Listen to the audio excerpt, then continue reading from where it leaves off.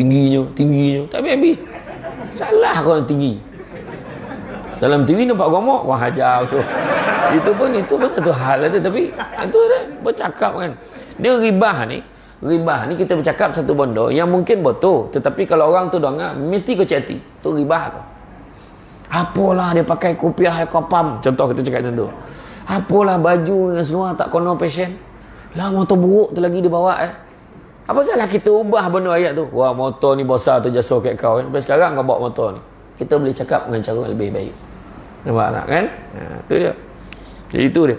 Makna kata kadang-kadang kita jangan tanggung-tanggung baik-baik. Nampak tabung jangan comel. Tabung semua. Sudah sampailah tabung ni. Halah. Iyo, sumber duit dan tabung tu. Tak ada duit masuk jam tu. Tak ada jam galang rantai sumber yang dalam tu. Apa susah? Tak pun masuk handphone tu. Pandailah JK surau sok. Hantar kau Cina format dan berapa dapat. Iyo. Kita kira benar. Tengok kawan tu ni. 100,000 tu. 100 juta. Kita singgit. Awal bulan singgit, ujung bulan singgit. Dapat bonus singgit, dapat pension singgit. Macam mana? Upgrade lah. Upgrade. Cuba tengok sembahyang jemaat tu. Apa buah bagi? Pisang. Mempertahankan kepisangan. Pisang pun ingat konon bau dah masjid tu. Tak, betul lah pisang tu sadap. Cuba upgrade. Seedless grape. Green apple. Barulah masuk dah khutbah sidang Jumaat yang dikasih sekalian. Yang di belakang sana. Jangan asyik mengajarkan buah sahaja. Ingat orang belakang. Sebab imam lah sekali pula. Tak masuk. Tak adalah. Dia ni pun satu. Kok dia pun cubalah kan. Reserve sikit. Sedekah ni empat kelebihan. Pertama, mengkayakan hati. Walaupun miskin rasa kaya. Orang dulu tengok.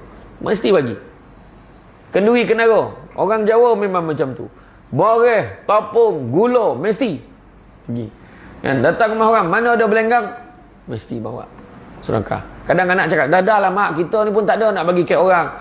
Jangan, besok kita susah, besok ada orang tolong kita. Tu ayat dia. Orang tua dulu. Yang kedua, membersihkan harta. Walaupun sedikit rasa cukup. Itu penting. Bila sedekah, jangan risau, walaupun sikit rasa cukup. Orang dulu kan nak minjam garam dia. Minjam garam pulang balik bondo yang dah siap masak dengan garam tu. Faham tak? Pinjam gula. Dengan gula tu dah siap apa bondo buat kuih apa dengan gula tadi. Dapat masuk orang tu gula. Orang sekarang kadang tak faham. Bagi sedekah orang sebelah. Sonyap dengan bokeh-bokeh kali.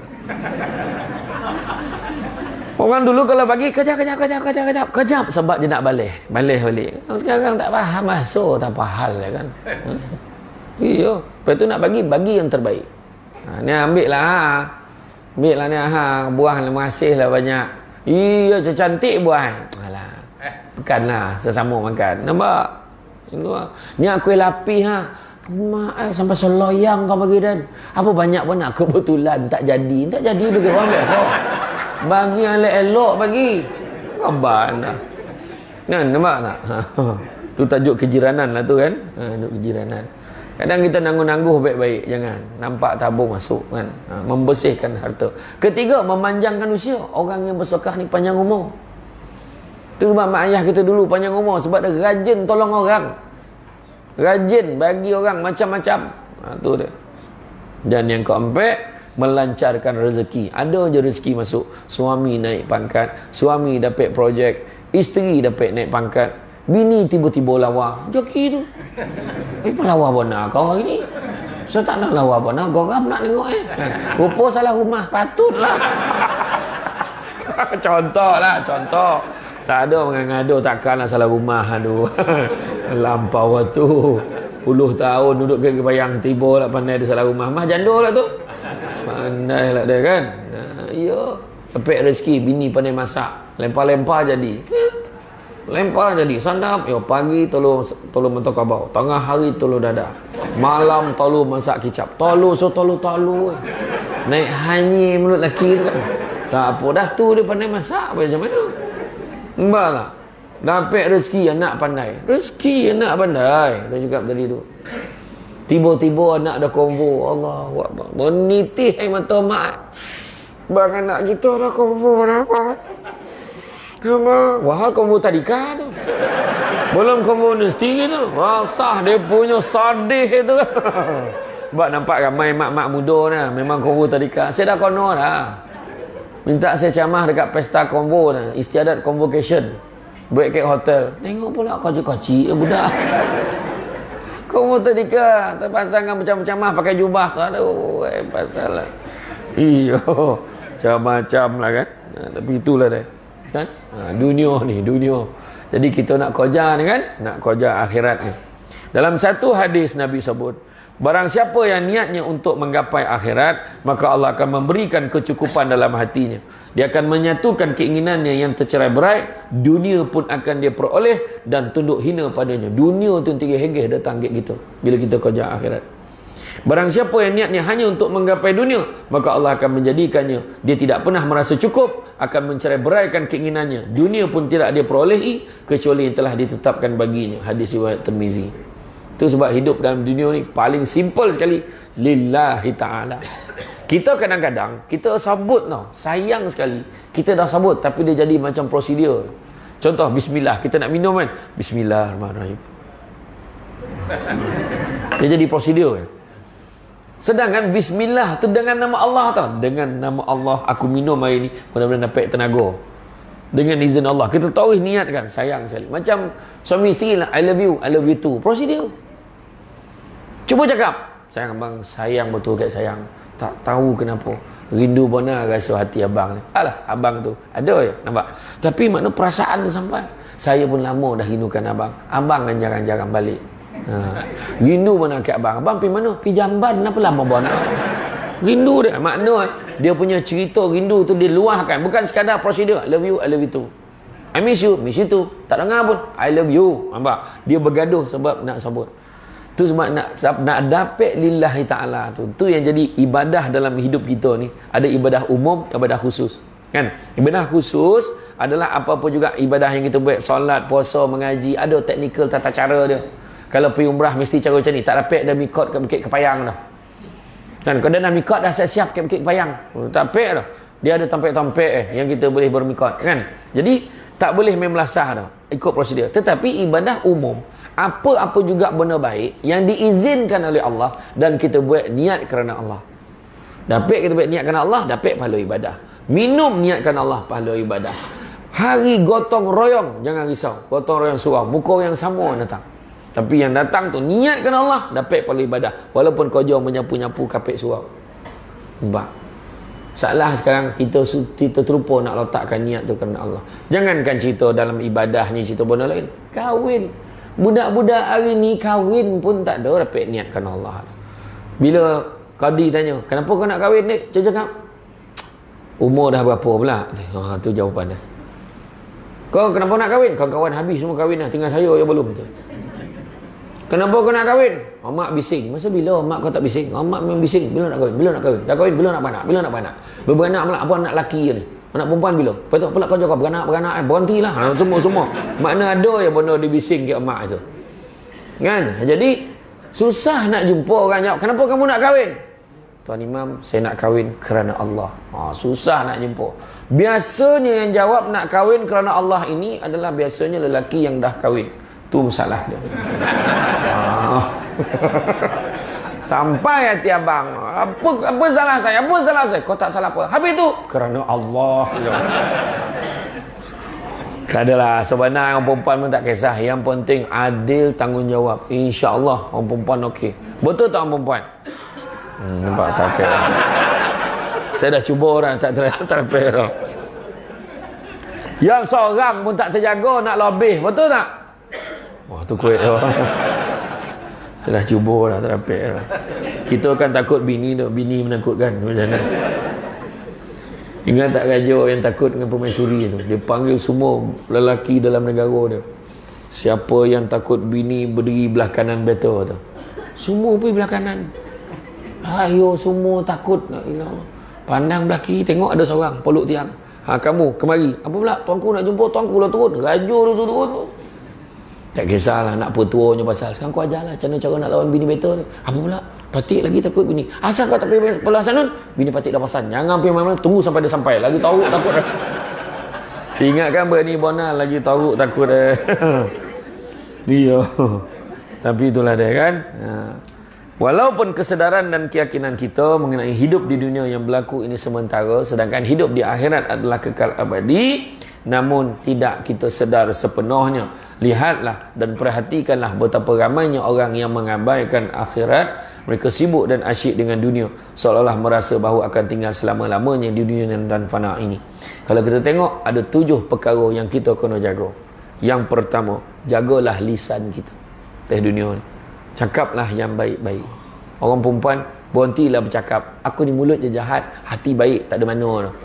Kalau hati baik, mulut pun kena baik. Tahu? Ya, nak pula orang nak pergi haji ni, kau kat sana mulut kau je jaga. Bukan sananya, kat Bukit Kepayang pun kena jaga. Ya, saya pergi umrah lu kali pertama kan, berluar kan. Masa mula pergi umrah tu. Ingat lagi. Pegang selipar tu masuk dan bokeh, tak hilang selipar dan dalam hati tak sabut pun, tak hilang selipar dan siap dengan bokeh. Reben kuning takkan hilang. Letak ke rak tu, tulisan Arab rak tu, rak 23. Tak hilang. Dan sekolah agama dah tahulah. Masuk dalam, keluar bukan selipar tu, dengan rak-rak hilang. Rak tu kan ada tayar kan, mana poi rak tu. Iya, siapa yang poi memang merasa lah hilang selipar tu, mestilah kan. Biasa lah tu kan, tak ada siapa pun mengut. Memang dan doakan biar kambung perut ambil sipar dan tak ada. Kita dah biasa dah kat sana ni, tak ada apa lah kan. Itulah dia. Macam-macam lah kan. Jadi kita ni kadang ingat akhirat banyak-banyak. Liman kana arjullaha wal yawmal akhir wa zakarullaha katsira. Siapa yang nakkan rahmat Allah dan nakkan hari akhirat, maka ingatlah Allah banyak-banyak. Itu sebabnya kita ada peluang zikir. Kedua tahlil arwah tu, jangan dengar cakap ada ustaz-ustaz WhatsApp tu. Saya ada grup tu asatizah satu Malaysia tu. Berlawan lah, ada yang seorang tu tak payah hati, yang seorang tu kan.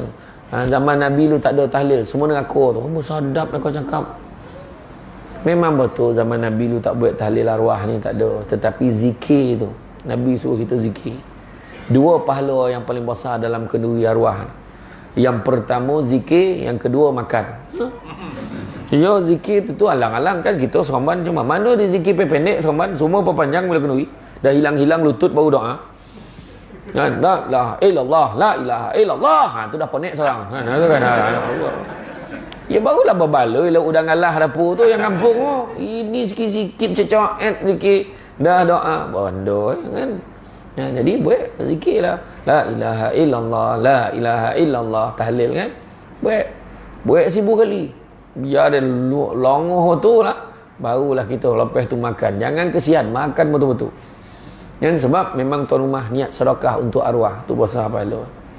Macam gaduh, besok nisfu Syaban. Bergaduh tu. Setiap tahun gaduh. Baca Yasin 3 kali tu. Nabi pesan malam nisfu Syaban hidupkan dengan amal ibadah. Jadi makna kata terpulang kat kita. Nak baca Yasin boleh. Cuma yang tak boleh tu kalau kita mewajibkan tu tak boleh. Jadi nak baca Yasin 3 kali boleh. Kau rajin satu Quran, baca satu Quran. Tak terdaya lah baca 3 kali, start sekali boleh. Bacalah sekali. Pun tak terdaya. Yasin, Sadaqallah Nazim. Tak ada guna jadi manusia depan malih tu. Kan? Yasin, Sadaqallah Nazim. Terpulanglah nak baca macam mana. Kan? Baca, hidupkan dengan amal ibadah. Bergaduh tu, pergi kubur. Tak boleh baca Yasin enggak. Habis nak baca apa? Baca Fatihah pun tak boleh. Habis baca surah khabar. Apa lagi nak buat? Zikir, sedekah, tak ada masalah. Boleh, buatlah. Kita ni kadang bergaduh untuk benda-benda yang sama tiap-tiap tahun kan, saja je. Kan? Itulah kadang ibadah, buatlah betul-betul. Yang ibadah sungguh-sungguh. Tarawih, buatlah macam mana? Buat, jangan tak buat sudah. Saya pergi ceramah di Sabah, Sarawak pun, saya kata saya respect dia orang. Bukan cakap apalah. Bila pergi bulan puasa tarawih, bulan hari yang ke-26 ke-27 tu penuh lagi masjid dia. Sampai ke koridor-koridor tu, ke luar tu penuh lagi sembahyang. Budaya dia. Kita kan, kita bayangan hari pertama imam tak ada parking. Umat ramai orang, entah mana-mana manusia datang kan. Siapa pula orang ni? Ramai kan. Semua tiba-tiba duduk Bukit Kepayang. Malam pertama je tengok. Imam tak ada parking je fikir. Masuk malam ke-5 boleh. Lagu raya dah dikumandangkan. Imam boleh parking dalam surau. Bukan kat luar tu, dalam surau dah boleh parking. Saf yang keberapa dah boleh parking. Tapi itu lah. Kan, itu cerita Ramadan lah. Tapi makna nak beritahu kita. Dan kita ni tu sebab ingat tak peristiwa Isra Mi'raj yang Nabi naik satu tangga-tangga, Nabi jumpa dengan Nabi Ibrahim. Apa Nabi Ibrahim cakap? Nabi Ibrahim kata, tak pernah lah aku tengok umat yang paling masakin sekali umat kau lah wahai Muhammad. Umat Nabi Muhammad paling miskin sekali. Kurus kering. Kenapa pula? Umur dah lah tak panjang, pemalih beribadah. Ibadah sikit je. Ya. Lepas semayang kan, Assalamualaikum warahmatullahi wabarakatuh. Astaghfirullahalazim, la ilaha illallah wal hayyul qayyum wa atubu ilaih. 3 kali istighfar. Cuba lebih kan. Orang belakang bengik, panjang istighfar. Nampak tak? Sedangkan sahabat dulu busuk-busuk pun 70,000 kali sehari. Kan bezo lah kan. Memang tak terbaik lah gitu kan. Tapi makna nak membandingkan kuih kering umat kau. Habis macam mana nak buat? Kau suruh umat kau tanam tanaman syurga. Apakah dia? Itulah dia. Dalam satu pandangan kata, la haula wala quwata illa billahil aliyil azim. Tu haukil nama dia. Ada setengah pandangan pula kata, subhanallah alhamdulillah wala ilaha illallah wallahu akbar wala haula wala quwata illa billahil azim. Untuk makluman semua, ayat subhanallah walhamdulillah wala ilaha illallah wallahu akbar wala haula wala quwata illa billahil azim ni adalah merupakan khazanah daripada syurga yang turun hanya umat Nabi Muhammad saja dapat. Umat sebelum ni tak dapat. Itu sebab kita buat hari-hari tu. Ya. Tu antara kelebihan dia. Bayanglah para anbiya dan mursalin, nabi-nabi dan rasul yang lain merayu, bagilah kami jadi umat Muhammad, bagilah kami jadi umat Muhammad. Tak dapat.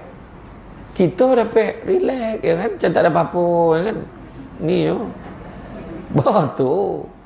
Kan? Aku jadikan dia sebagai sebaik-baik umat. Allah Taala beritahu umat Muhammad sebagai sebaik-baik umat. Alamak, kita pun tanya balik, layak kau kita jadi sebaik-baik umat? Dongki tak habis, bergaduh tak habis. Iyo. Bergaduh sampai ke surau gaduh, kan? Surau sini tak adalah tempat lain. Macam-macam. Tu sebab saya ceramah mana-mana pun saya tak sentuh politik. Tak ada, saya cakap.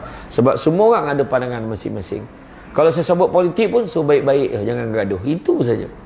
Poinlah mana? Selangor, Perak, Johor, Melaka ke? Mana semua itulah saya sebut. Sebab pilihan raya so, kau nak pangkal lah.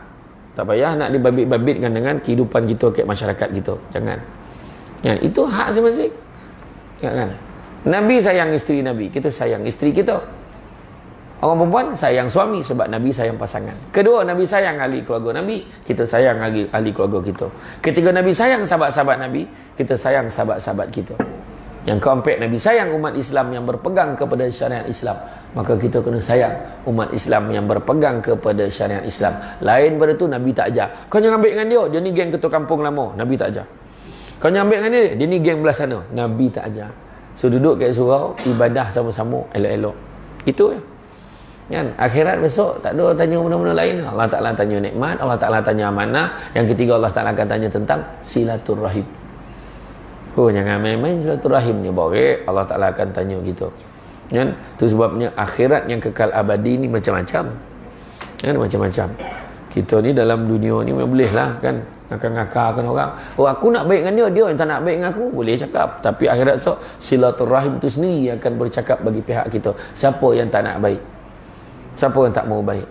Disebutkan dalam satu hadis, tidak ada dosa yang lebih berhak Allah segerakan seksanya di atas dunia dan simpan seksanya di akhirat, iaitu dosa menerhaka kepada kedua ibu bapa dan juga dosa memutuskan silaturahim. Main-main. Itu sebab jangan kita ambil ringan bab silaturahim ini.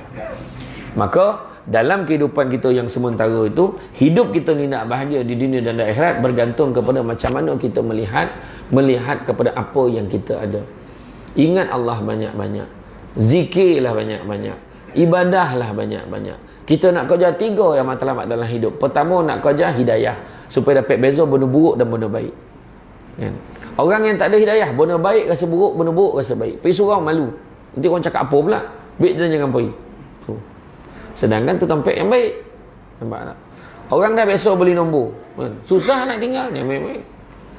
Kan susah. Jadi tu berburak tengah parking motor tu burak. Kau nak kau orang dah? Baru 3 kau, 5 kau, belum ada rezeki lagi kau, 23502. Jadi kono pula tu. Kan? Ya, dah biasa. Yang kedua, kerjalah maghfirah, keampunan daripada Allah. Melainkan kita yakin, alhamdulillah, setakat bulan 3 ni dah masuk bulan 3, belum ada dosa lagi dah. Tolong angkat tangan. Siapa rasa macam tu? Dah masuk bulan 3 ni belum ada dosa lagi dah. Angkat tangan. Angkat tangan pun berdosa dah. You know? Kan? Mana kita memang ada dosa. Dan memang ada dosa. Dan sebaik-baik manusia yang berdosa adalah bertaubat kepada Allah.